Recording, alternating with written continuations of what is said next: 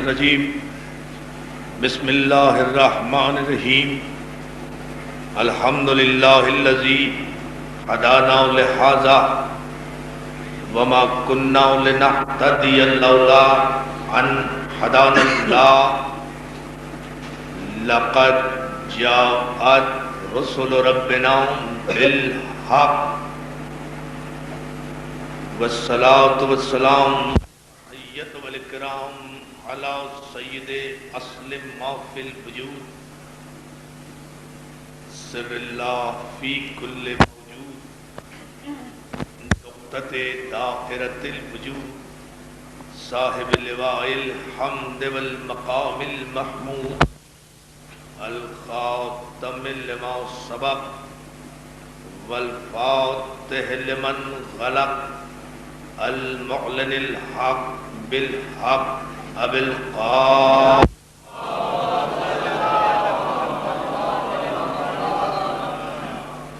وآلہ الطیبین الطاہرین المعصومین المنتجبین المظلومین ولعنت اللہ علی اعدائہم اجمعین من یومنا ھذا الی یوم الدین قال حق سبحانہ وتعالی فی محکم کتابہ الحکیم بسم اللہ الرحمن الرحیم یا ایہا الذین آمنوا من یرتد منکم عن دینہ ویأت اللہ بقوم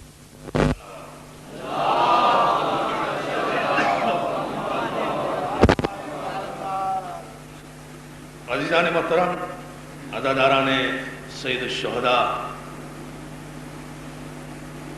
ماتمداران خاندان ابو طالب، ادا خان ابو طالب نے 1410 ہجری کے عشرہ محرم کی پہلی مجلس آپ کے ذوق آئے بھائی نوسن بھائی اور محمد والے محمد صلوات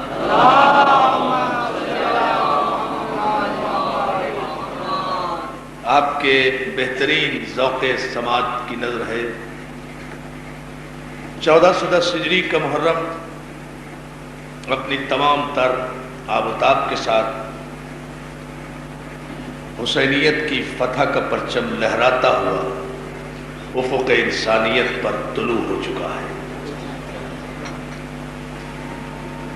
اور جب کوئی پرچم لہرائے تو یقین کر لینا چاہیے کہ صاحب پرچم کو جیت ہوئی ہے، ہارا نہیں۔ جو ہے صلوات دے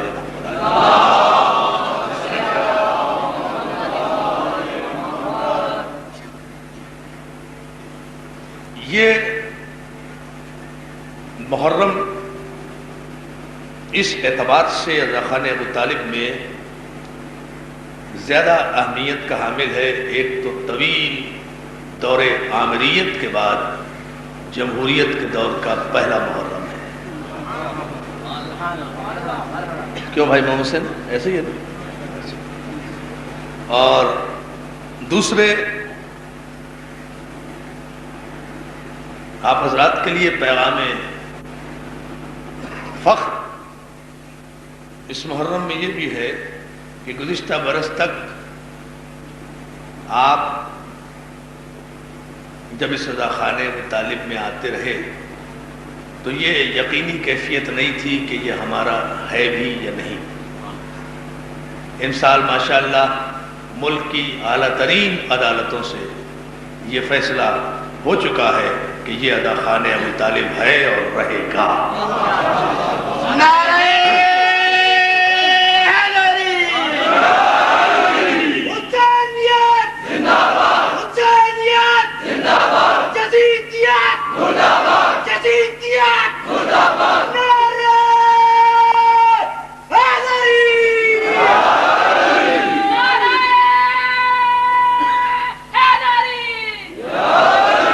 ماشاءاللہ باقر بلگرامی صاحب اور اس انجمن کے صدر اور اراکین اور یہاں کے نوجوان اور قوم کی دعاؤں کے نتیجے میں اور ان کی محنتوں کے نتیجے میں آپ مقدمہ جیت گئے ہیں، اور انشاءاللہ عنقریب آئندہ برس جب آپ آئیں گے تو مولا نے اگر چاہا تو یہاں سرکار ابو طالب کا شایان شان اعلیٰ خانہ تعمیر ہوا۔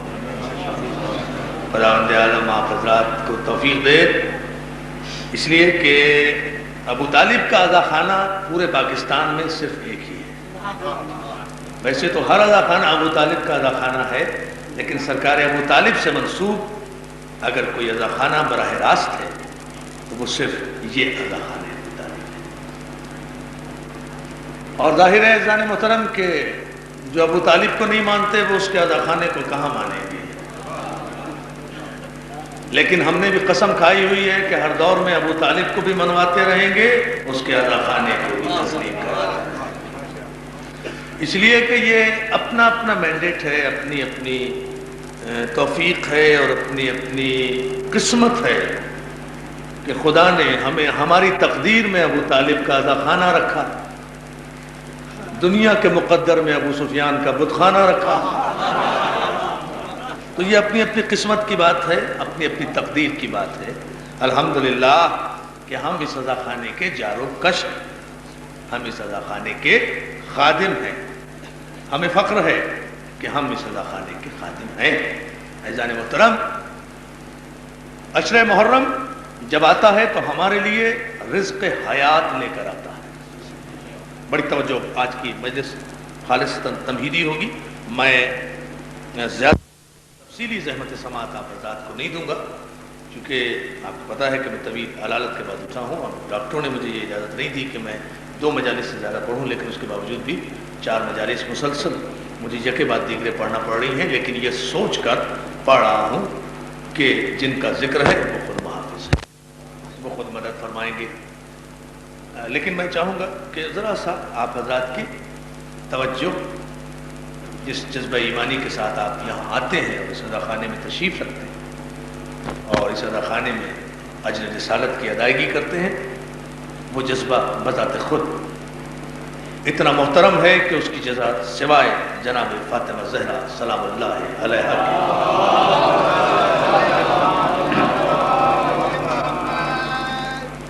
یہ محرم کی جو 10 دن ہوتے ہیں یہ ہمارے لیے رزق حیات فراہم کرتے ہیں۔ ان 10 دنوں میں ہم حسین کے صدقے میں ملت مسلمہ کو اتنا رزق علم تقسیم کرتے ہیں جو سال بھر ہزاروں کتابوں کے مطالعے کے بعد بھی ملت کو نصیب نہیں ہوتا۔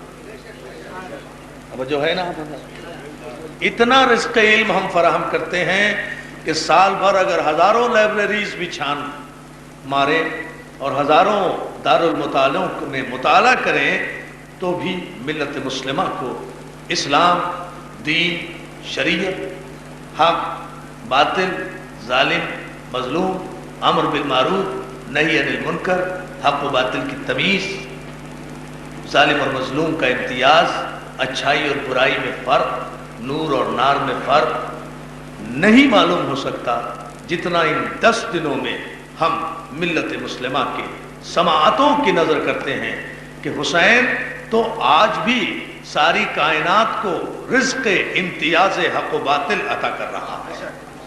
رزق امتیاز حق و باطل ایسا ہے کہ جس امتیاز کو اگر محسوس نہ کیا جائے اور اگر یہ امتیاز کسی کو میسر نہ ہو تو یاد رکھیے نہ کلمہ توحید کا کوئی فائدہ ہوگا اور نہ کلمہ رسالت کا کوئی فائدہ ہوگا، اس لیے کہ کلمہ توحید کی بنیاد بھی اس ظالم اور مظلوم کے فرق ہی پر تو ہے۔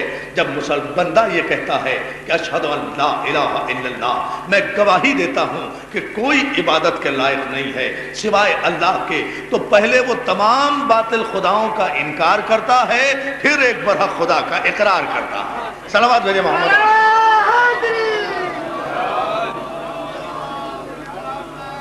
تمام باطل خداؤں کا پہلے انکار کرتا ہے کہ کوئی عبادت کے لائق نہیں ہے، کوئی پرستش کے لائق نہیں ہے، کوئی پوجا کے لائق نہیں ہے، کوئی سر جھکانے کے لائق نہیں ہے، کسی کی اطاعت نہیں ہے، کسی کی عبادت نہیں ہے، عبادت ہے تو صرف اللہ کی ہے۔ تو یعنی اسلام کے مزاج میں پہلے انکار ہے پھر اقرار ہے، اور الحمدللہ یہ شرف صرف ملت جعفریہ کو حاصل ہے کہ ہم پہلے انکار کرتے ہیں پھر اقرار کرتے ہیں۔ توجہ ہے نا جان محترم؟ بہت توجہ چاہوں گا آپ کی۔ اس عشرہ محرم میں ہمارا جو موضوع گفتگو ہے وہ ہماری تاریخ ہے۔ ہم اس عنوان کے تحت تاریخ کے مختلف مرحلوں سے گزریں گے، تاریخ کے مختلف گوشوں سے گزریں گے انشاءاللہ اگر مولا کی مدد شامل حال رہی، اور اس میں یہ بتائیں گے کہ ہر ایک کو اپنی تاریخ پر فخر کرنے کا حق حاصل ہے۔ اگر تاریخ شاندار ہے تو فخر کرو، تاریخ اگر شاندار نہیں ہے تو شرمندہ ہو جاؤ۔ لیکن ہم علل اعلان اپنی تاریخ کو عنوان قرار اس لیے دے رہے ہیں کہ الحمدللہ ہماری تاریخ جس نور سے بھری ہوئی ہے، بہت توجہ جان محترم، ہماری تاریخ جس نور سے لبریز ہے، اس تاریخ نے تاریخ کے کسی موڑ پر بھی دنیا کے کسی انسان کے سامنے ہمیں شرمندہ نہیں کیا۔ توجہ ہے نا جان محترم؟ اصل میں ساری غلط فہمیاں تاریخ بینی کے غلط طریقہ کار کی وجہ سے ظہور پذیر ہوتی ہیں۔ لوگوں نے دو تاریخیں دیکھی ہیں، ایک وہ تاریخ جو بادشاہوں کے دربار میں لکھی گئی، بڑی توجہ اس تمہید پر، ایک وہ تاریخ جو بادشاہوں کے دربار میں لکھی گئی، ایک وہ تاریخ کہ جو بادشاہوں نے اپنے چشم و ابرو کے اشارے پر لکھوائی، ایک وہ تاریخ جس کا مورخ پہلے بادشاہ کے دربار میں بکا، پھر اس نے قلم اٹھایا، پھر اس نے اوراق لکھنے شروع کر دیے، اور علامہ ابن ابی الحدید معتزلی، پوری توجہ، یہ شارح نہج البلاغہ ہیں اور مسلمانوں کے بہت بڑے محدث اور مورخ اور مفسر ہیں، انہوں نے اپنی کتاب میں ایک واضح جملہ یہ لکھا ہے کہ تاریخ کی ابتدا اسلام میں اس زمانے سے ہوئی جس زمانے میں کہ اسلام میں اب ملوکیت اور بادشاہت کا آغاز ہوا،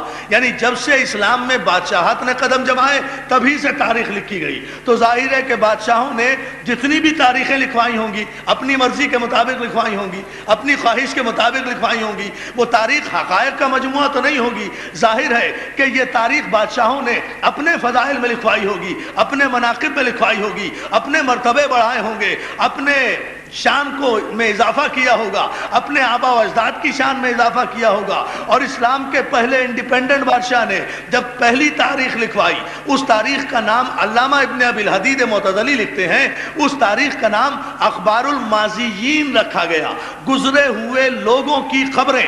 یہ تاریخ لکھی گئی، شام کا بادشاہ حکم دیتا رہا اور مورخ تاریخ مرتب کرتے چلے گئے، اور اس حکم کے ساتھ ساتھ تاریخ لکھی جاتی رہی کہ جتنے فضائل محمد و آل محمد کے ہیں وہ سب تاریخ سے نکال دیے جائیں، اور جتنے فضائل بادشاہ کے خاندان کے ہیں وہ سب تاریخ کا حصہ بنا دیے جائیں۔ نہ صرف تاریخ، بڑی توجہ دوستو، نہ صرف تاریخ لکھی گئی، اس انداز میں تاریخ بنائی گئی، تاریخ نویسی نہیں ہوئی بلکہ تاریخ سازی ہوئی۔ تاریخ لکھنا اور ہوتا ہے، تاریخ گھڑنا اور ہوتا ہے، تاریخ سازی اور ہوتی ہے۔ تاریخ اگر لکھی جاتی تو انصاف کے تقاضوں کے ساتھ لکھی جاتی، تاریخ اگر لکھی جاتی تو انصاف کے تمام تر تقاضے پورے کیے جاتے، لیکن تاریخ لکھی نہیں گئی، تاریخ بنائی گئی، تاریخ سازی ہوئی۔ تاریخ بادشاہ کے چشم و ابرو، پوری توجہ، چشم و ابرو کے اشارے پر لکھی گئی۔ ایک طرف تاریخیں اور روایتیں لکھی گئیں، راوی خریدے گئے، روایتیں خریدی گئیں، حدیثیں خریدی گئیں،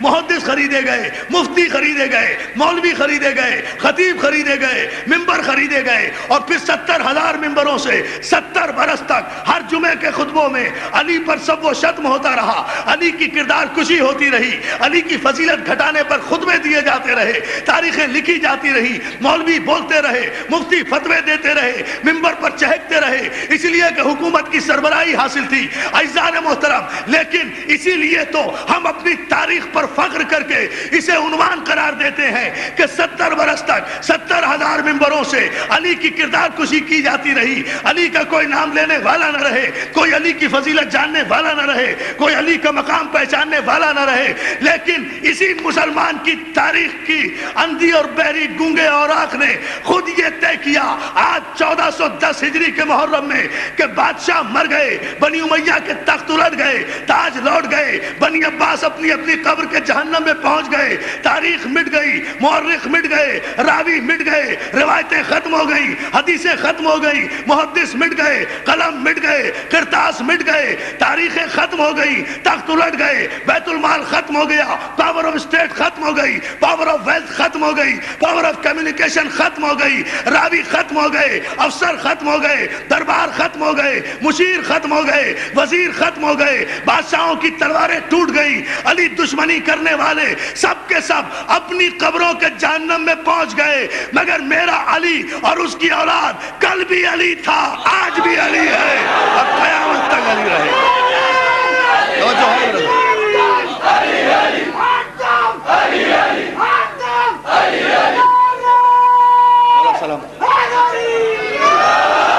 یہ تاریخ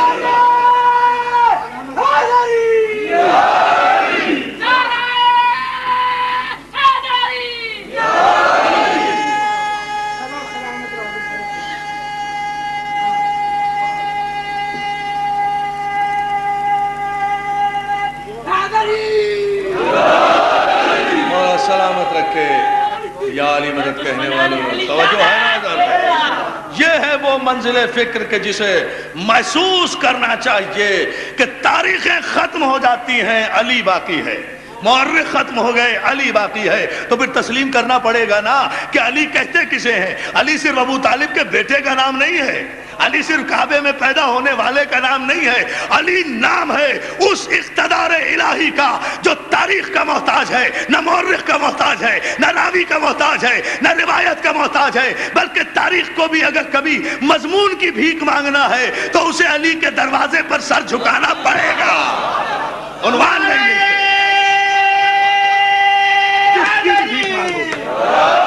مضمون کی بھی تاریخ کے اوراق کو مضمون نہیں ملتا اگر تاریخ کے اس موڑ سے کسی بھی رخ سے علی اور اولاد علی کو ہٹا دیا جائے، اولاد ابو طالب کو ہٹا دیا جائے۔ عزیزان محترم، ہماری تاریخ اسی لیے قابل فخر کارناموں کی تاریخ ہے۔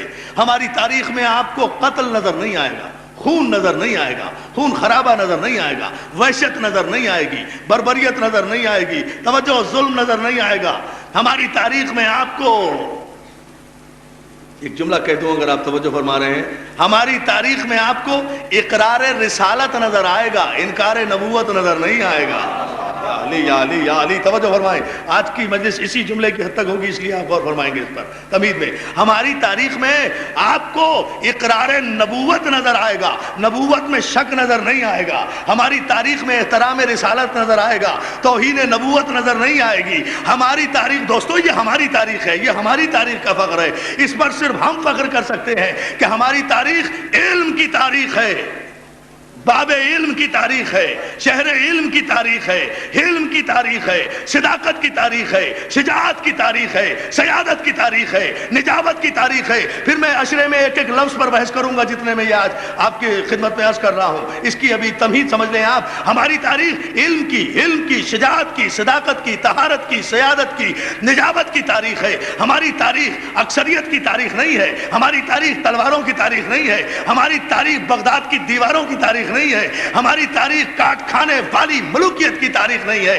ہماری تاریخ عامروں اور یزیدوں کا قصیدہ پڑھنے والوں کی تاریخ نہیں ہے، ہماری تاریخ علم کی تاریخ ہے، حق کی تاریخ ہے۔ اگر توجہ ہے تو سارا مجمع سنے، ایک جملے میں سمندر بند کر رہا ہوں، ہماری تاریخ مسئلہ بتانے والوں کی تاریخ ہے، مسئلہ پوچھنے والوں کی تاریخ۔ ہائے ہائے ہائے،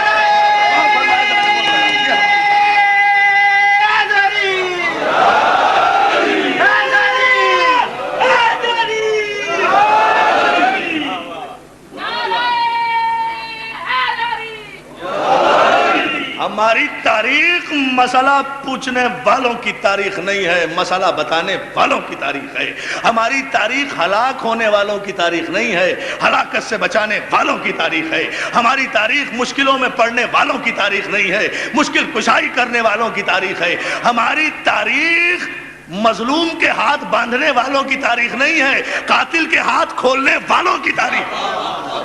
توجہ نہیں فرمائی آپ نے اس جملے پر عزیزان محترم، یہ وہ تاریخ ہے کہ جس پہ ہم فخر کرتے ہیں، اس لیے کہ یہ تاریخ درباروں میں پروان نہیں چڑھی، یہ تاریخ معصوم گھرانے سے امین سینوں کی طرف منتقل ہوئی۔ صلوات بھیجے نا محمد علیہ۔ معصوم گھرانے سے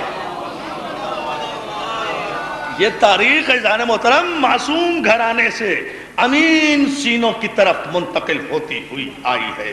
اس تاریخ، ہماری تاریخ نے، ہم جن رہبروں کے ماننے والے ہیں، ہم جن معصومین کے ماننے والے ہیں، انہوں نے ہمیں تاریخ کے کسی موڑ پر شرمندہ نہیں کیا۔ جہاں بھی گئے فخر کے ساتھ گئے۔ کوئی گوشہ تاریخ اسلام کا ایسا نہیں ہے جہاں محمد و اہل بیت محمد نے روشنی نہ ڈالی ہو۔ عزیزان محترم، اور پھر یہ بڑی عجیب بات ہے، لوگوں کی تاریخ دولت کی بیساکھی پر کھڑی ہوئی، ہماری تاریخ امامت کے سہارے یا علی کہہ کر کھڑی۔ لوگوں کی تاریخ حکومت کی بیساکھیوں پر کھڑی ہوئی، ہماری تاریخ علی کے سہارے کھڑی ہوئی۔ لوگوں کی تاریخ خزانوں کی بیساکھیوں پر کھڑی ہوئی، ہماری تاریخ بوریے پر بیٹھ کر مرتب ہوئی۔ بہت توجہ، ہماری تاریخ بوریے پر بیٹھ کر مرتب ہوئی۔ اور تاریخ تو ہم نے عنوان رکھ لیا، ہماری تاریخ وہی ہے جو قرآن کی تعریف ہے۔ میں نے بہت بڑا جملہ کہا ہے اور میں یہاں سے مضمون کی طرف آ رہا ہوں۔ تاریخ تو ہم نے نام رکھا ہے، میں ورنہ یہ نام رکھا نہیں جا سکتا نا کہ ہمارا قرآن، ورنہ میں کہتا کہ ہمارا قرآن، لیکن میں نے کہا کہ ہماری تاریخ قرآن سے ہٹ کر نہیں ہے، ہماری تاریخ قرآن سے متصادم نہیں ہوتی۔ قرآن نے جو کچھ کہا وہ ہماری تاریخ بن گیا۔ توجہ ہے، قرآن جو کچھ کہتا رہا وہ ہماری تاریخ بنتا رہا۔ ہم اس تاریخ کو سینے سے لگاتے رہے جو قرآن کی تائید کرتی رہی، اس تاریخ کو مسترد کرتے رہے جو قرآن کو مسترد کرتی رہی۔ یہ ہمارا معیار رہا ہے، یہ ہمارا ماضی رہا ہے، اور ہم ان 1400 برسوں میں انشاءاللہ آئندہ مجالس میں یہ تفصیلات عرض کروں گا کہ کہاں کہاں سے ہماری تاریخ گزری، کس کس مرحلے سے یہ تاریخ گزر کر الحمدللہ آج یہ عزا خانے سجے ہوئے ہیں۔ آج ہزاروں کی تعداد میں مومنین موجود ہیں، لاکھوں کی تعداد میں عزا خانے آج ساری دنیا میں پائے جاتے ہیں، کروڑوں کی تعداد میں محمد و اہل بیت محمد کے ماننے والے اور پرستار موجود ہیں۔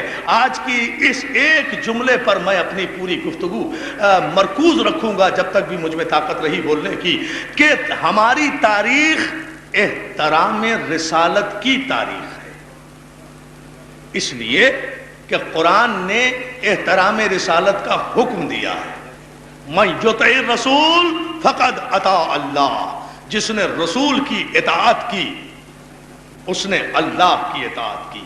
قرآن نے حکم دیا، قل ان کنتم تحبون اللہ فاتبعونی یحببکم اللہ ویغفر لکم ذنوبکم واللہ غفور الرحیم۔ سورہ مبارک آل عمران میں ارشاد ہوا، حبیب ان کلمہ پڑھنے والوں سے کہو کہ اگر تم اللہ کی محبت کے دعوے میں سچے ہو تو پھر میرا اتباع کرو، میرا اتباع کرو۔ ہم نے پیغمبر کا اتباع کیا۔ ایک جملہ ہے ذرا سا علمی ہے، آپ اس میں گھبرائیے گا نہیں، اطاعت اور اتباع کا فرق ذرا سا واضح کر دوں تاکہ بات سمجھ میں آ جائے۔ دوستو، اطاعت کے معنی اور ہیں، اتباع کے معنی اور ہیں۔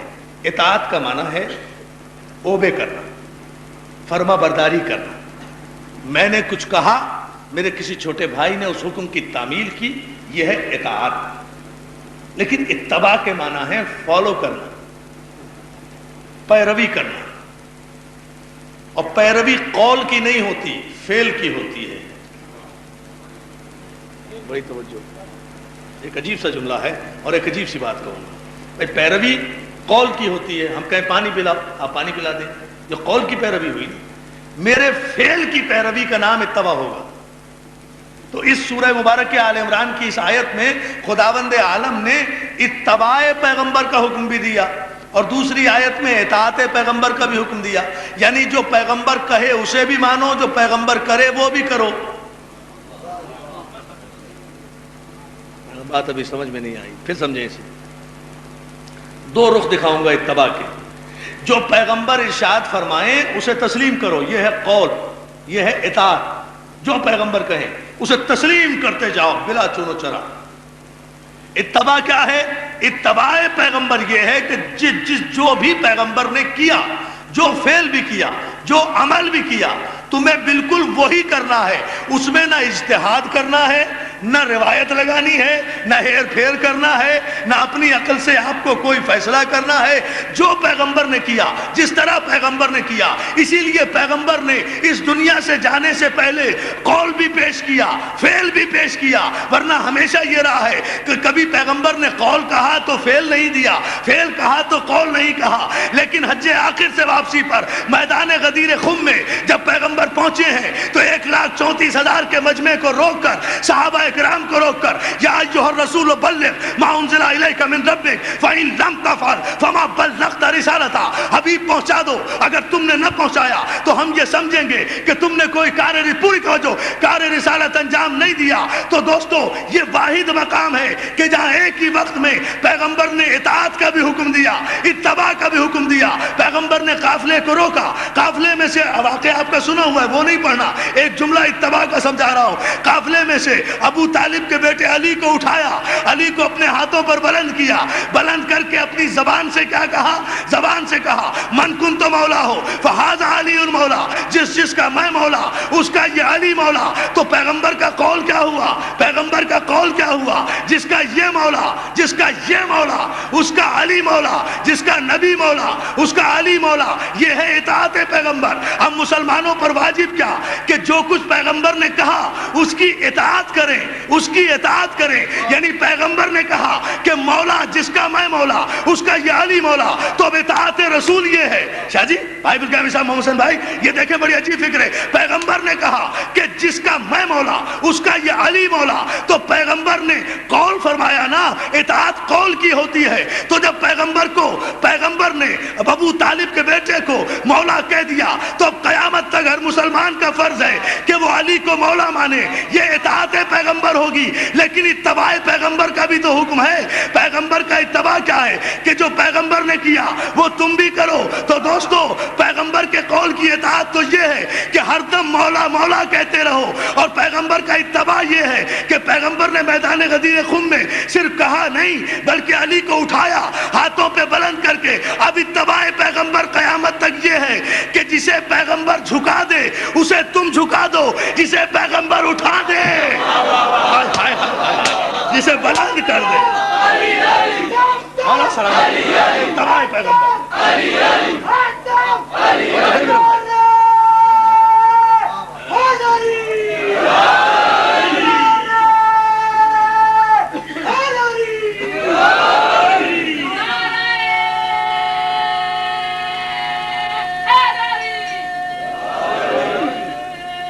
بلند آواز سے پوری طاقت و توانائی سے باہر تک بیٹھے ہوئے مومنین،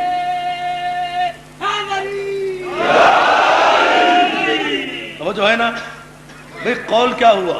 قول یہ ہے کہ من کنت مولا، فعل یہ پیغمبر کے پست کو بلند کرنا ظلم۔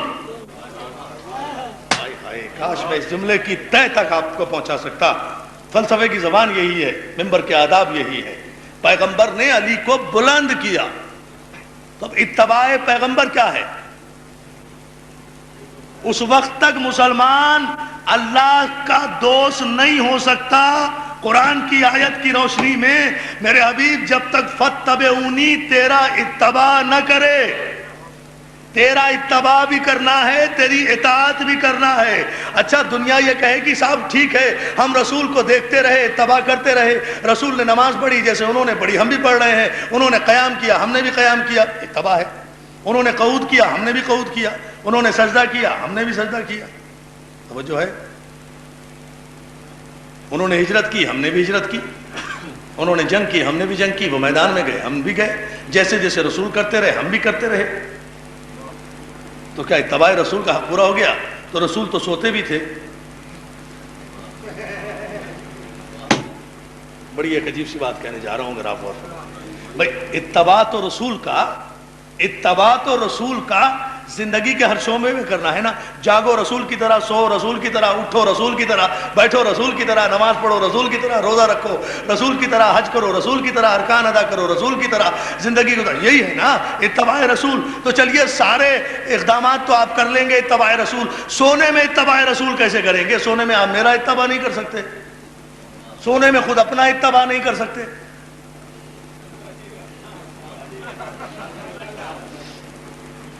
بات آ رہی ہے سمجھ؟ دیکھیں میرے غور کریں۔ بھئی اب سوئیں گے کیسے؟ آپ کو خود یہی نہیں پتا کہ میں کیسے سو رہا ہوں؟ سوتے ہوئے پتا ہوتا ہے کسی کو آنکھ کدھر ہے، ہاتھ کدھر ہے، ٹانگ کدھر ہے، سر کدھر ہے؟ جب نیند آ رہی ہے تو کیا پتا ہے؟ نہیں سو سکتا نا، اپنی طرح خود نہیں سو سکتا۔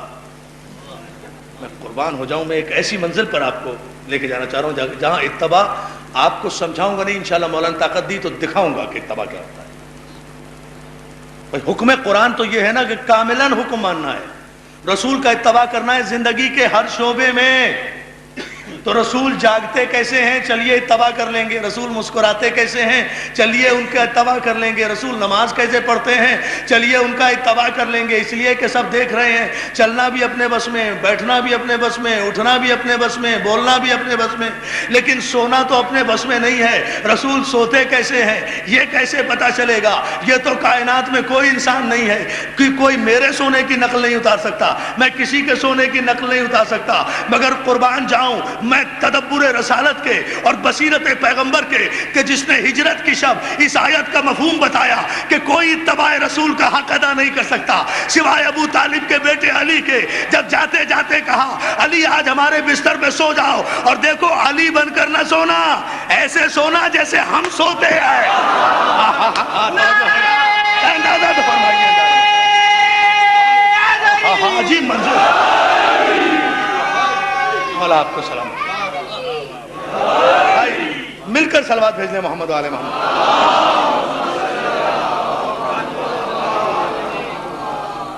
ایسے سونا حکم کیا ہے؟ تمام تاریخیں متفق ہیں، اور یہ اہم ترین جملہ ہے اور اس پر آپ حضرات توجہ فرمائیں گے کہ تمام تاریخیں متفق ہیں کہ پیغمبر اسلام نے کہا، یہ ہے ہماری قابل فخر تاریخ، علی ہم جا رہے ہیں، تم سو جاؤ، سو جاؤ، لیٹ جاؤ نہیں۔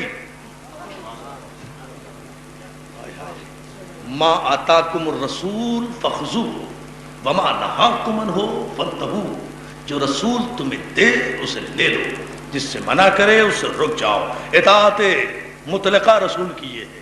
تو اب رسول کا حکم ہے کہ سو جاؤ، لیٹ جاؤ نہیں۔ لیٹنے کے لیے تو کسی کو بھی کہہ سکتے تھے، سارے لیٹنے کے بادشاہ تھے، ہے نا؟ لیٹنے کا مسئلہ نہیں تھا، مسئلہ ہے سونے کا، کہ سو بستر پہ علی ہم جا رہے ہیں تم سو جاؤ۔ عجیب کریٹیکل سچویشن ہے بھائی۔ کافروں نے مشورہ کیا ہے آپس میں، 40 قبیلے تیار ہوئے ہیں، 40 تلواریں تیار ہوئی ہیں، ایک رسول ہے اس کو قتل کرنا ہے، اور اس کے بعد گھر کا گھیراؤ کیا ہے، اور اس کے بعد رات کو سوتے میں قتل کرنا ہے، بستر پہ قتل کرنا ہے۔ اللہ حکم دیتا ہے کہ یہ منصوبہ بنایا گیا ہے، تم ہجرت کر جاؤ، علی کو بستر پہ سلا جاؤ، مگر علی کو کہہ دیں کہ سو جائے۔ ہم لوگ کہتے ہیں صاحب علی سوئے کیسے اتنی تلواروں کے سائے میں؟ کسی کو نیند آ سکتی ہے؟ کراچی میں 22 ڈکیتیاں پڑ جائیں تو رات کو لوگ جاگتے رہتے ہیں، ہے نا؟ ہوتا ہے نا؟ اور چہ جائے کہ علی جو چاروں طرف سے گھر گھرا ہوا ہے دشمنوں میں، قاتلوں میں، برہنہ تلواریں، اکیلے تنہا، رسول رحمت بھی ہجرت کر کے چلا گیا، ساتھ بھی کوئی نہیں، پھر بھی اطمینان سے، اور سونا بھی ہے، کروٹ بھی نہ لینا علی، چادر کا پلو اٹھا کے بھی نہ دیکھنا۔ دیکھیں بہت تدبر سے سنیں اس مسئلے میں۔ علی تمہیں سونا ہے، اور دیکھو سونا بھی ہے نبی بن کر۔ آپ اس جملے کی قدر نہیں کر رہے۔ علی تمہیں سونا ہے نبی بن کر، آج تمہیں نبوت کا بھیس بدلنا ہے، جاگنے میں نہیں۔ صلوات بھیج دیں محمد و آل محمد پر۔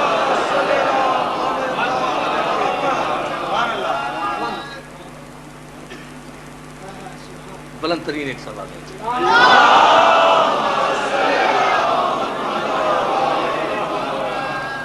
علی آج تمہیں بھیس بدلنا ہے کس کا؟ نبوت کا۔ آج تمہیں ہمارے بستر پر نبی بن کے لیٹنا نہیں ہے، سونا ہے۔ ہم جس طرح سوتے ہیں بالکل ایسے ہی سونا ہے، خبردار کسی کروٹ میں بھی فرق نہ آئے، ورنہ ہجرت کا مقصد فوت ہو جائے گا ایک لمحے کے لیے بھی. اب اس میں مجھے کسی دلیل کی کیا ضرورت ہے؟ خود کافروں کا تمام رات یہ بستر پر دیکھنا کہ علی نہیں نبی سو رہا ہے، خود اس بات کی دلیل ہے کہ ابو طالب کا بیٹا آج علی تھا ہی نہیں، آج نبی بن کے ایسا سویا کہ روزمرہ کے دیکھنے والے نہیں پہچان سکے. تو جس کے سونے کے اتباع رسالت کی گواہی کافر دے، شریعت میں اسے معصوم کہا جاتا ہے. یہ ہے محمد صلی اللہ علیہ وسلم. تو سونے میں کرنا ہے جانے محترم. واقعہ یہ روزمرہ کی ہجرت سنی ہوئی ہے. میں جس نئے رخ سے پیش کر رہا ہوں اس پر آپ توجہ فرمائیں. سونے میں کسی کی نقل نہیں اتاری جا سکتی، یا تو سویا نہیں جا سکتا. بھئی اگر میں یہ دیکھوں کہ بھائی محمد حسین دھنجی صاحب دائیں کروٹ میرے ساتھ کافی دن سوئے ہیں، یہ میں نے انہیں سوتے ہوئے دیکھا ہے. یہ سو رہے ہیں دائیں کروٹ سوتے ہیں، دائیں کروٹ سوئیں گے، دائیں رخسار کے نیچے دایاں ہاتھ ہوگا. مجھے پتا ہے کہ کس طرح سوئیں گے، خراٹے کیسے لیں گے، ہے نا مجھے معلوم. تو میں جاگتے ہوئے تو ان کی نقل اتار سکتا ہوں، لیکن اگر خود ہی سو گیا تو مجھے خود ہی نہیں پتا میں کیسے سو رہا ہوں. اندازہ تو فرمائیے نا جان محترم. مجھے خود ہی یہ علم نہیں کہ میں کیسے سو رہا ہوں تو میں ان کی نقل کیسے اتاروں گا، کیسے پتا چلے گا؟ عزیزان محترم، علی بستر پر اگر نہیں سوتے تو حکم رسالت کی خلاف ورزی ہے، اس لیے کہ حکم سونے کا ہے. اگر جاگتے ہیں تو حکم رسالت کی خلاف ورزی.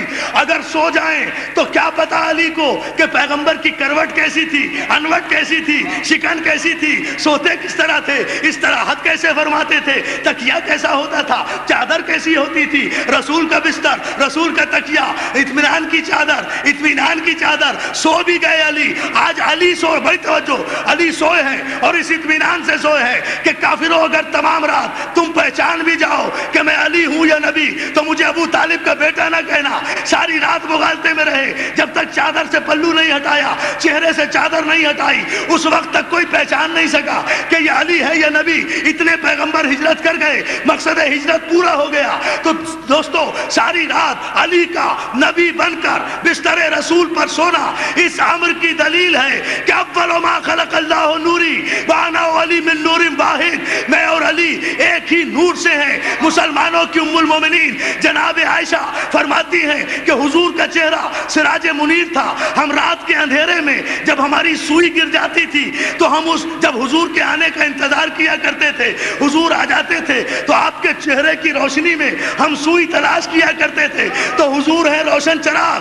تو اب جہاں حضور ہے وہاں روشنی ہے. حضور گھر میں تو روشنی گھر میں، حضور مسجد میں تو روشنی مسجد میں، حضور منبر پر تو روشنی منبر پر، حضور بستر پر تو روشنی بستر پر. تو حضور کے چہرے سے جو نور ساطع ہوتا تھا، جہاں حضور ہیں وہاں روشنی ہے. یہ کافروں کا تمام رات علی کو نبی سمجھنا کیا اس بات کی دلیل نہیں ہے کہ انا علی من نور واحد؟ ایک چراغ چلا گیا، روشنی میں فرق نہیں آیا.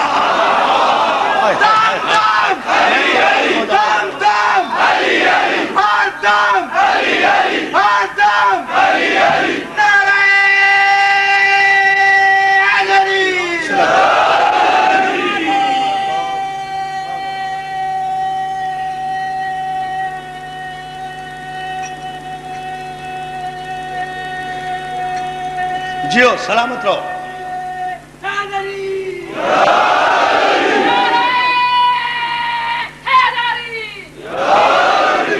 دوستو ظاہر ہے کہ روشنی تو باقی رہی ہوگی نا. بستر کی روشنی میں نور میں کوئی فرق نہیں آیا ہوگا. اور روشنی میں بھی فرق ہوا کرتا ہے. یہ راڈ ہے، اس کی روشنی اور ہے. یہ بلب ہے، اس کی روشنی اور ہے. وہ ٹیوب لائٹ ہے، اس کی روشنی اور ہے. ہر ایک کے وولٹیج میں بھی فرق ہوتا ہے. اگر آپ روڈ دیکھ کر گئے ہیں اور وہاں کل یہاں ٹیوب لائٹ جلی ہوئی ہو، آپ دور سے کہہ دیں گے کہ روڈ چلا گیا ہے. توجہ تو کریں، روڈ چلا گیا ہے، ٹیوب لائٹ باقی ہے. آج ٹیوب لائٹ موجود ہے. تو اگر علی اور نبی کے نور میں جو نور چہرے رسالت سے بقول ام المومنین کے ساتے ہوتا تھا، اگر اس نور میں کوئی فرق ہوتا اتنا بھی جتنا بلب اور ٹیوب لائٹ میں ہوتا ہے، تو قاتل پہچان جاتے، پیغمبر کا تعاقب کرتے، مقصد ہجرت فوت ہو جاتا. لیکن میں قربان جاؤں ابو طالب کا بیٹا آج لباس نبوت پہن کر سو رہا ہے. ساری رات کافر علی کو نبی سمجھتے رہے. کون علی کا مقابلہ کرے گا؟ کن مردوں کو علی کے مقابلے میں لاتے ہو؟ ارے کئی مردے بھی کھڑے ہوا کرتے ہیں. دیوانوں، علی کا مقابلہ کیا کرو گے؟ شب ہجرت جو علی کو تھوڑا سا غلط سمجھے وہ نبی سمجھے، جو بالکل غلط سمجھے وہ خدا سمجھے. جو اندازہ تو کریں، آپ عجیب منزل نہیں ہو.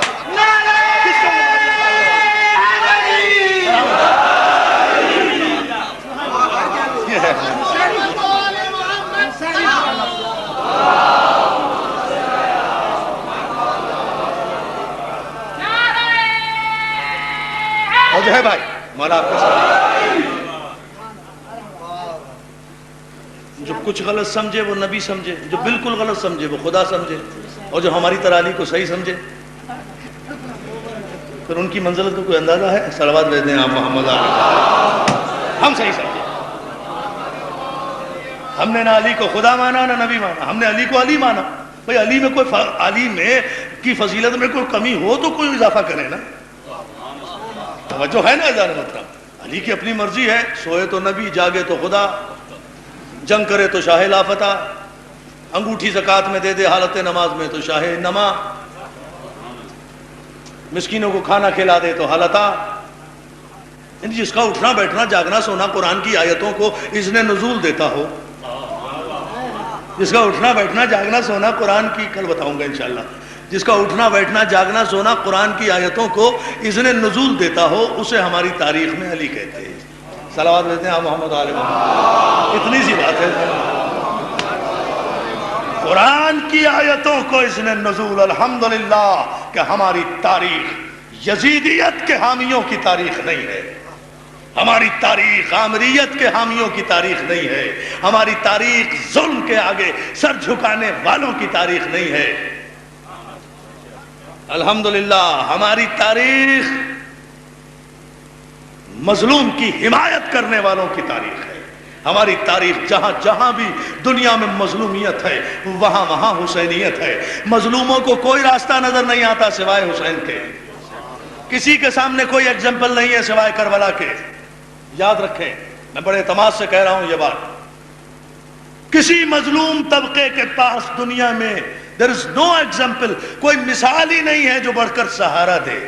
ایک کربلا ہے جو ہر مظلوم کو سہارا دیتی ہے، ایک کربلا ہے جو لوگوں کو جرأت اظہار بھی دیتی ہے، جرأت اقرار بھی دیتی ہے، جرأت انکار بھی دیتی ہے. عزیزان محترم یاد رکھیں، کربلا نام ہے اس تاریخ کا، کربلا نام ہے اس تاریخ کا کہ جہاں بڑے بڑے پہنچے ہوئے ولیوں کو یہ کہنا پڑا کہ حقہ کے بنا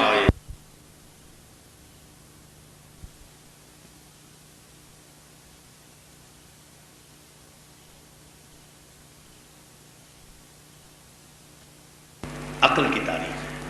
اور اس تاریخ کا آغاز آج یکم محرم کو ہو رہا ہے. یہ عقل کی تاریخ ہے، حماقتوں کی تاریخ نہیں ہے کہ یوم شہادت بھی منا رہے ہیں اور خوشی کا پیغام بھی دے رہے ہیں. اگر کسی کی شہادت ہے، کسی کی وفات ہے تو غم مناؤ. یہ ہے پیمانہ عقل کی تاریخ، عقل کے تقاضے. عزیزان محترم الحمدللہ کہ ہم محرم کا استقبال آنسوؤں کے ساتھ کرتے ہیں. کوئی واقعہ نہیں ہے سال ہجری کا حسین کے واقعے سے بڑا.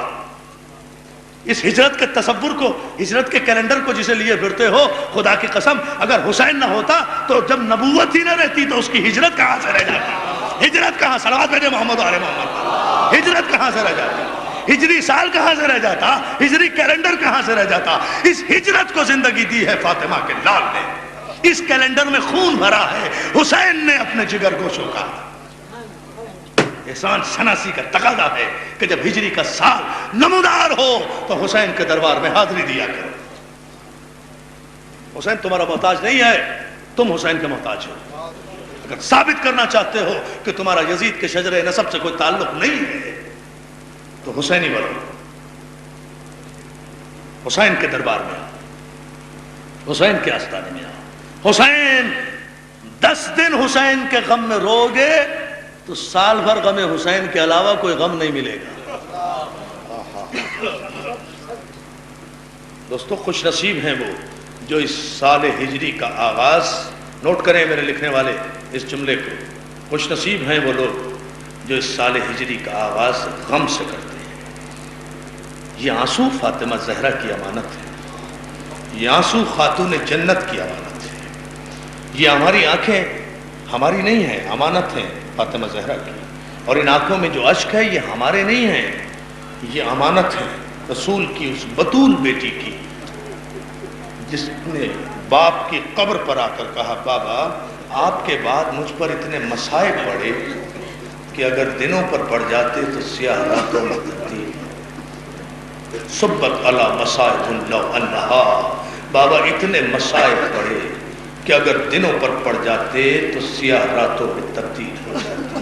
دوستوں میں آج ایک جملہ پوچھوں، آغاز مجلس پہلی محرم ہے نا، ایک جملہ پوچھنا چاہتا ہوں. دیکھیے صبر اور شکر کی منزلیں ہوتی ہیں. شاہ جی میرا صبر کچھ اور ہے، آپ کا صبر کچھ اور ہے، آپ کا صبر کچھ اور ہے. ایک متقی کا صبر کچھ اور ہے، ایک فقیہ کا صبر کچھ اور ہے، ایک عالم کا صبر کچھ اور ہے نا؟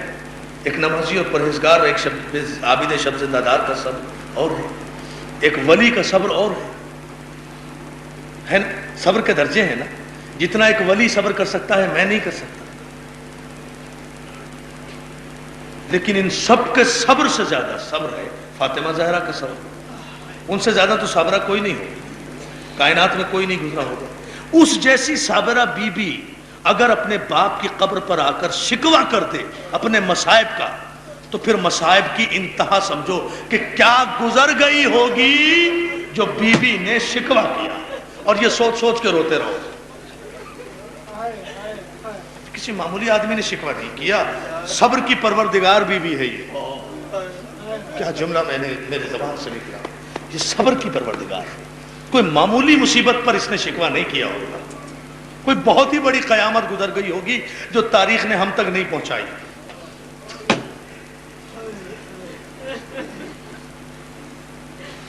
آخر اپنے باپ کے پاس آ کر کہتے ہیں بابا اتنے مصائب مجھ پہ پڑ گئے کہ دنوں پر پڑ جاتے تو سیاہ راتوں میں. یہ کسی شاعر کا کلام نہیں ہے، یہ صدیقہ کائنات کی زبان سے نکلا ہوا سچ ہے. صدیقہ کائنات کی زبان سے نکلا ہوا سچ ہے. دوستو عشرہ محرم پرسا دو فاطمہ زہرا کو ان کے اجڑے ہوئے گھر کا.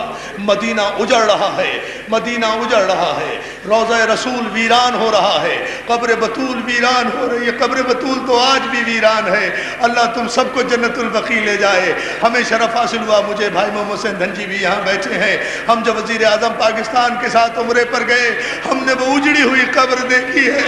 عزادارو اس قبر کو ہم دیکھ کر دونوں بھائی رونے لگے تھے اور رو کر ہم نے یہ کہا تھا کہ آباد ہے سارا مدینہ، برباد ہے بطول کی قبر.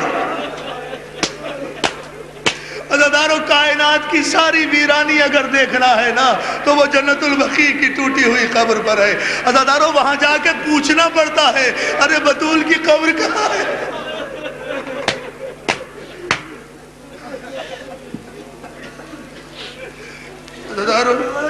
جس مقام پر ہم مدینے میں گئے ہیں ہمیں قدم قدم پر بطول کا گھر آنا یاد ہے.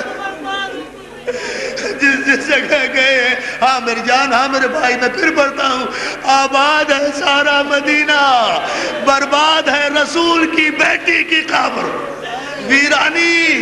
ویرانی ایسی کہ کوئی پوچھنے والا نہیں.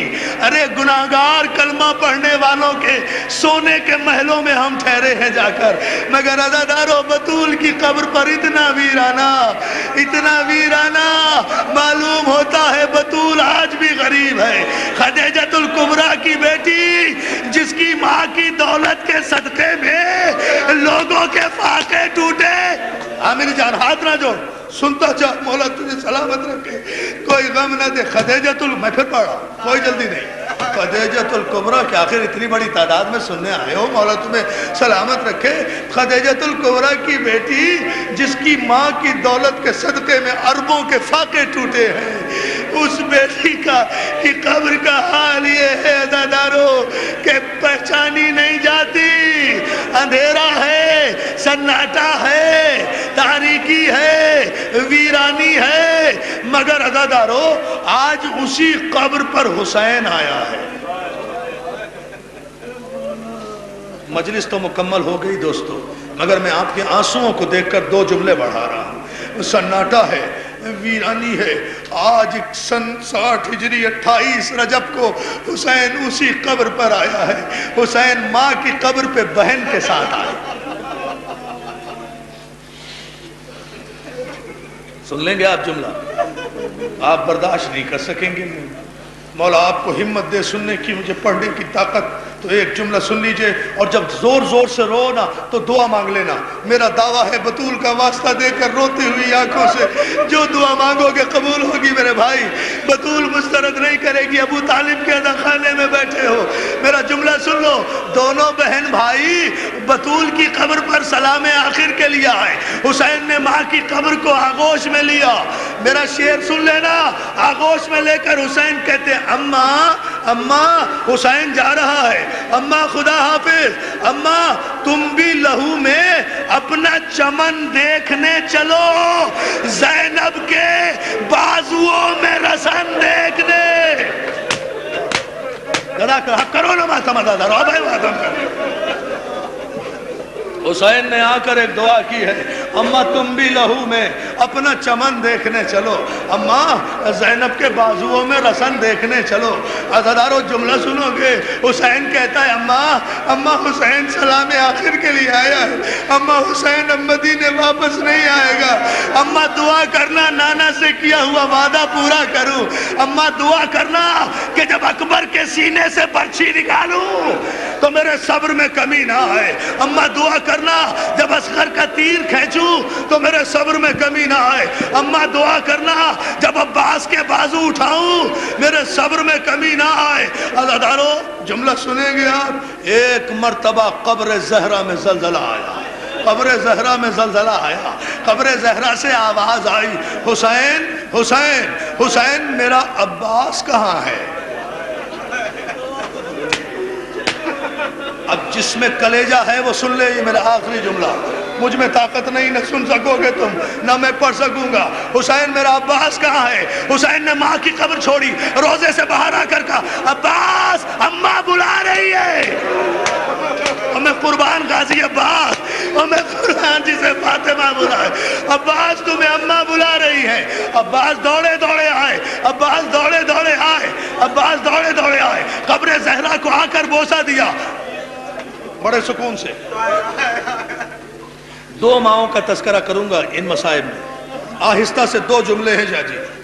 شکر کی منزل پر چونکہ مولا نے بڑی خیریت سے مجھے یہ طاقت دی کہ میں نے یہ چاروں مجلسیں پڑھی ہیں، اس لیے سلام کی منزل پر مجھے ایک جملہ کہنا ہے۔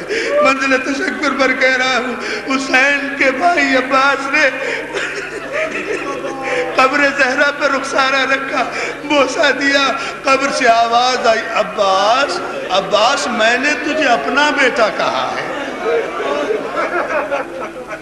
بڑی سکون سے بھائی آہا، اب ہے منزل دعا، دعا کا وقت اب آ رہا ہے قریب۔ عباس میں نے تجھے اپنا بیٹا کہا ہے، عباس میں نے تجھے اپنا بیٹا کہا ہے، تجھ سے فاطمہ صرف اتنا کہتی ہے کہ تیری زندگی میں میرے حسین پہ کوئی حرف نہ آئے۔ عباس میں اپنے حسین کو تیرے حوالے کرتی ہوں۔ عباس نے وعدہ کیا، قافلہ چلنے کے لیے تیار۔ آخری جملہ، دوسری ماں کا تذکرہ، یہ فاطمہ کا جملہ۔ اب ایک جملہ اور سن لو، قافلہ روانہ ہوا، ابھی قافلہ چند قدم چلا تھا کہ ایک مرتبہ عباس نے مڑ کر دیکھا، جناب ام البنین عصا کا سہارا لیے ہوئے، فاطمہ صغرا کو لیے ہوئے قافلے کے پیچھے آ رہی ہے۔ عباس نے آواز دی آقا قافلہ روکوں، ماں ڈیوڑی سے باہر آ گئی، فاطمہ صغرا ڈیوڑی سے باہر آ گئی، قافلہ رکا۔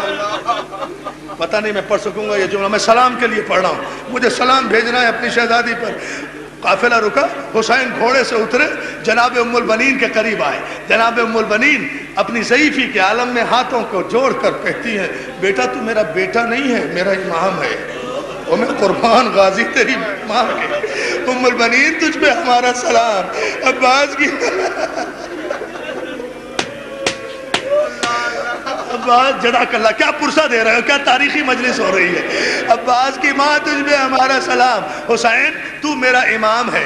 نہیں اماں آپ میری ماں ہے. حسین کہتے امام ہو تو ایسا, ماں ہو تو ایسی.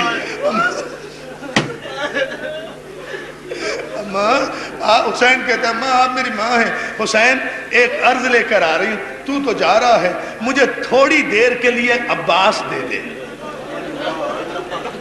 اگر سمجھ گئے تو آنسو نہ روکو, مجھے پڑھنے کی ضرورت نہیں ہے. میں نے نہیں پڑھا آج سے پہلے مصائب میں یہ جملہ پہلی محرم کو, پہلی مرتبہ پڑھ رہا ہوں سلام کے لیے. دوستو ابھی مولا نے ممبر پہ عطا کیا ہے تو پڑھ رہا ہوں. دوستو حسین کہتے ہیں اماں کیا مطلب؟ کہا تھوڑی دیر کے لیے مجھے عباس دے دے, میں اس سے ایک بات کر کے ابھی واپس بھیج دیتی ہوں. حسین نے اجازت دی, عباس ماں کے ساتھ جاؤ. عباس نے امام سے اجازت لی, ماں کے ساتھ آئے. آگے آگے ماں, پیچھے پیچھے عباس. چلتی چلتی روضہ رسول کے قریب آئی, روضہ رسول کے اندر داخل ہوئی, قبر نبی پر بیٹھ گئی. کہا عباس بیٹھ جا. عباس بھی بیٹھ گیا, ام البنین بھی بیٹھ گئی. ام البنین کہتی ہے عباس. جی اماں. عباس. جی اماں. عباس یہ کیا ہے؟ سن لو گے, کر لو گے برداشت. میں بھی چاہے مر جاؤں یہ جملہ کہتے کہتے, لیکن ضرور یہ جملہ کہوں گا تمہارے آنسوؤں کی نظر. دعا مانگ لینا جو دعا تمہیں کرنا ہے, وعدہ کرتا ہوں پورا کریں گے مولا. عباس یہ کیا ہے؟ عباس کہتے ہیں یہ رسول اللہ کی قبر ہے. کہ اپنا داہنا ہاتھ قبر رسول پہ رکھ. عباس نے داہنا ہاتھ قبر رسول پہ رکھا. ام البنین نے عباس کا بایاں ہاتھ اٹھایا, اپنے سر پر رکھا. بیٹا یہ کیا ہے؟ ماں یہ میری ماں کا سر ہے, یہ میری ماں کا سر ہے. عباس یہ قبر رسول ہے, یہ میرا سر ہے. ان دونوں کی قسم کھا کر مجھ سے وعدہ کر کہ جب تک تیرے دونوں ہاتھ باقی ہے, زینب کا پردہ, زینب کی چادر, زینب کا پردہ, زینب.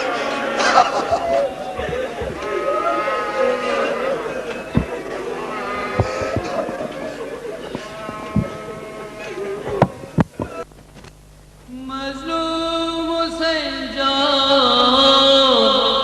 مظلوم حسین جان, مظلوم حسین جان, مظلوم حسین جان, مظلوم جان شاہی, مظلوم جان شاہی, فدار جان شاہی, فدار جان شاہی, اکبر جان شاہی, اکبر جان شاہی, پسر جان شاہی, پسر جان شاہی, اکبر جان.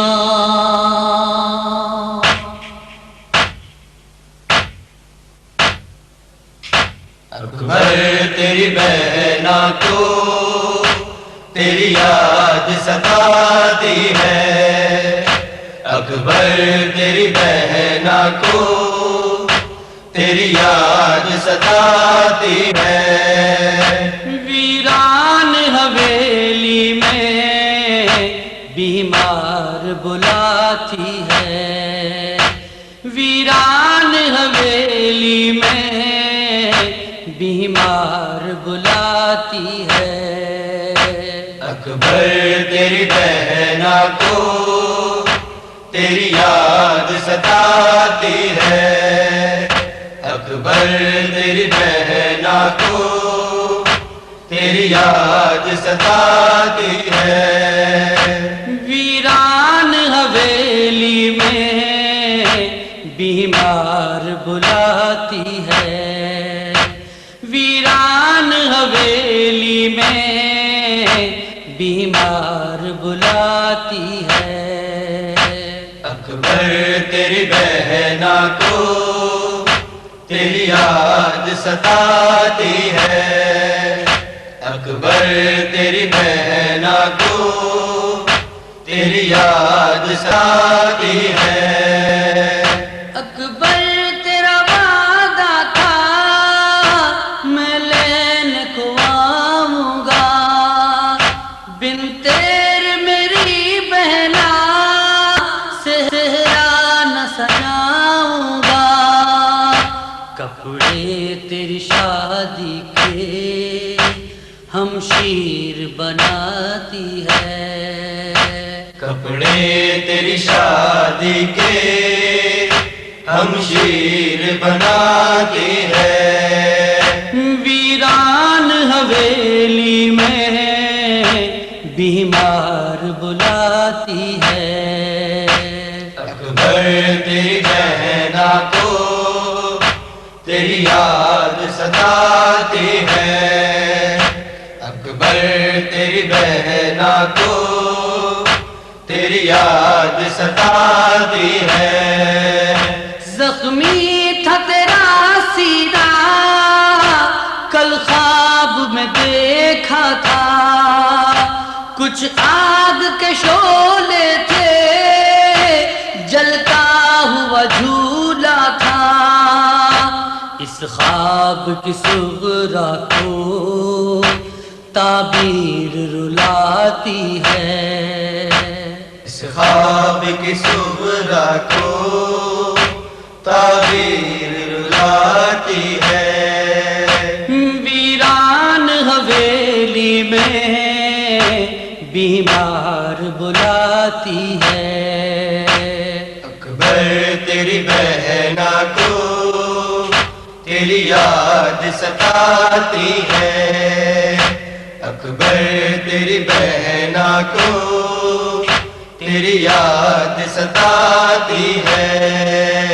خط بھیجن خود آئے کیا بات ہوئی بھیا، میں دیس میں تنہا ہوں پردیس میں ہے کنبا، دن مجھ کو رلاتے ہیں شب مجھ کو ڈراتی ہے، دن مجھ کو رلاتے ہیں شب مجھ کو ڈراتی ہے۔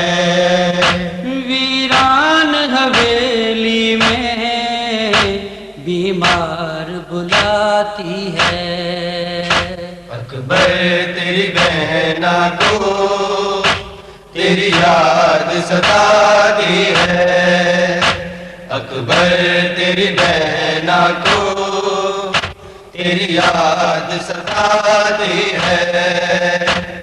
مظلوم سے جان مظلوم سے جان مظلوم سے جان مظلوم سے جان مظلوم جان مظلوم جان پیدار جان پیدار جان اکبر جان اکبر جان پیسار جان پیسار جان اکبر جان۔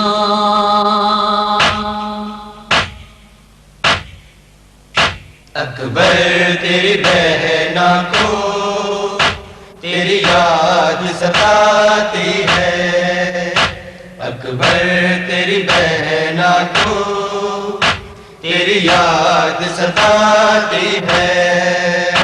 ویران حویلی میں بیمار بلاتی ہے، ویران حویلی میں بیمار بلاتی ہے، اکبر تیری بہنا کو تیری یاد ستاتی ہے، اکبر تیری بہنا کو تیری یاد ستاتی ہے۔ بیمار شفا پائے اکبر جو میرا آئے، بن اپنے مسیحا کے گھٹ گھٹ کے نہ مر جائے، دھڑکن تیرے آنے کی بس آس بندھاتی ہے، دھڑکن تیرے آنے کی بس آس بندھاتی ہے۔ ویران حویلی میں بیمار بلاتی ہے، اکبر تیری بہنا کو تیری یاد ستاتی ہے، اکبر تیری بہنا کو تیری یاد ستاتی ہے۔ ویران حویلی بیمار بلاتی ہے۔